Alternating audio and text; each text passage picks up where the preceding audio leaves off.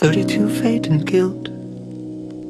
May 18, 1943. My German friends, when I spoke to you the last time, the German collapse in Africa had already occurred. 100,000 German soldiers were conquered. The southern flank of Europe is exposed indeed. In the north of Germany, one city after the other is being turned into an expanse of ruins. Disaster is in the air.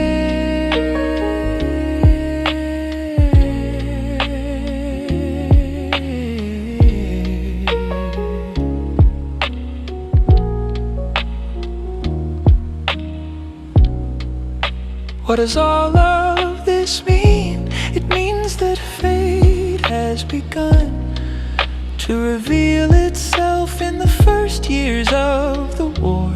Fate seemed to turn a kind, even a shining face toward the Germans. They were fascinated by the smile of fate and forgot their own secret fear. They forgot that already once in this generation, Germany had triumphed itself to death. Today, only a few still believe in the smile of fate. Nearly all see its frightfully serious face. Is there a German so childish as to hope that the destruction of German cities will suddenly stop? Just as the forces of destruction have grown day after day, so they will grow even further. There is no escape with unrelenting certainty. Fate is approaching Germany.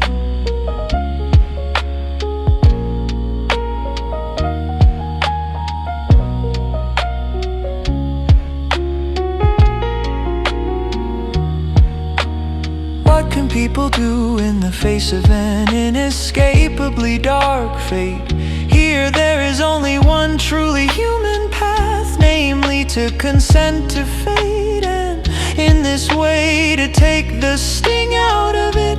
The answer should always be, we must take it upon us, we must say yes to it, and by this show that we are greater than our fate. Whoever is strong enough to take fate upon himself has defeated it. He hasn't defeated it externally, but he has defeated it inwardly. He is higher than, not lower than his fate. And that is what the German nation must do today. Not looking away from fate, but looking it in the eye. The authors of the ancient tragedies knew why this is so. They made it clear that fate is never only chance, it is always also guilt. Our character makes our fate. The German character has made the German fate. The German guilt is that the German nation has been turned into the instrument of a power that has diabolical traits, National Socialism. And this guilt is deeply rooted in the German character. It is the German's false sense of allegiance that has shattered every resistance to tyranny. It is anxiety at the prospect of resistance to evil when that evil comes from above. It is the wavering between self-abasement and self-conceit. It is the worship of external power, which has become an idolatry. Without the false sense of allegiance, the National Socialists wouldn't have succeeded in erecting their absolute dictatorship. Without German self-conceit, the attack on Russia and the declaration of war on America wouldn't have occurred. Without the idolatry of power, no response responsible German would have believed that it was possible to oppress Europe by brutal force. All of this is German character, German guilt, and